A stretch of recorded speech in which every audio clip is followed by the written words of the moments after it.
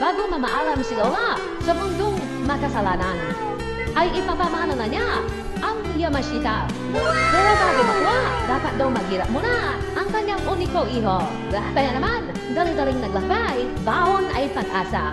Kaya naman sinong niya ang gubat.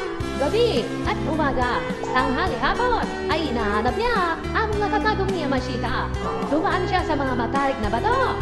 Makalipas ang silang araw at gabi, sa wakas nahanap niya na ang hamang lokasyon na kung saan ang pamara sa kanya ay nakabaon.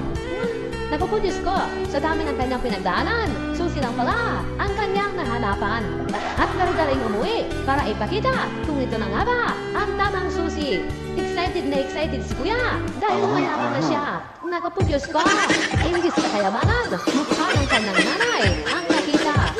Isa lang ang sinabi ng kanyang nanay sa kanya.